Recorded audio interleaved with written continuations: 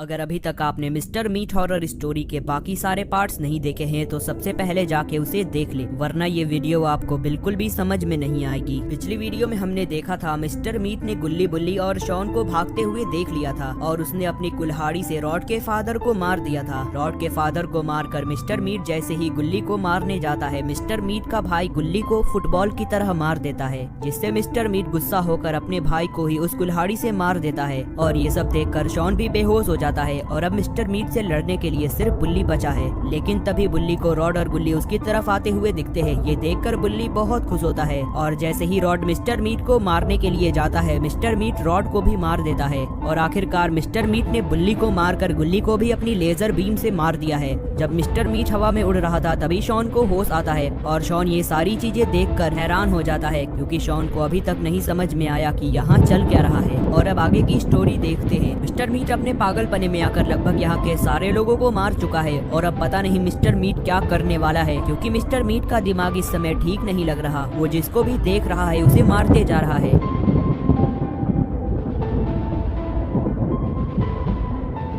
Shawn अपने दोस्तों की डेड बॉडीज देखकर वहीं पे दोबारा से बेहोश हो जाता है और जब मिस्टर मीट ऊपर से नीचे आता है तो मिस्टर मीट को लगता है उसने लगभग सारे लोगों को मार दिया है।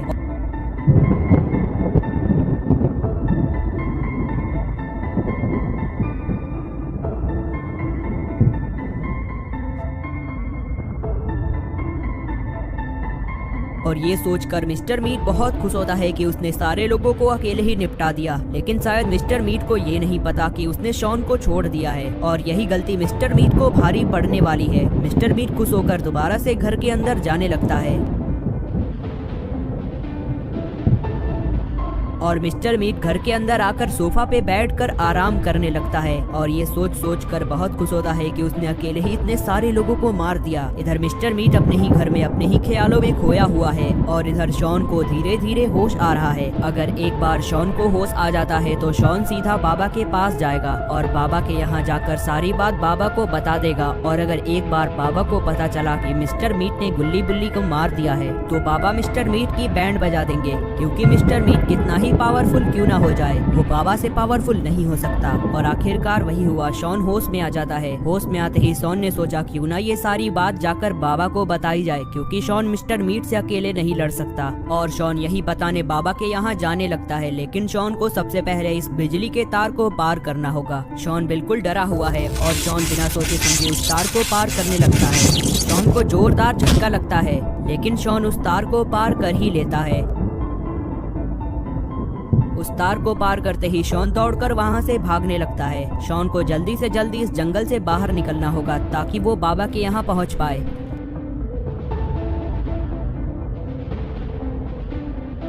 बहुत देर भागने के बाद शॉन उस जंगल से बाहर आ जाता है। बाहर आते ही शॉन ने देखा कि ये तो वही रोड है जहाँ गुल्ली बुल्ली मिस्टर मीट की गाड़ी का पीछा करते करते आए थे और शॉन उसी रोड को पकड़कर वहाँ से दौड़कर भागने लगता है। लगता है शॉन की किस्मत अच्छी है। शॉन को गुल्ली और बुल्ली की जीप दिख जाती है, जहाँ पिछली बार ये तीनों बेहोश हुए थे।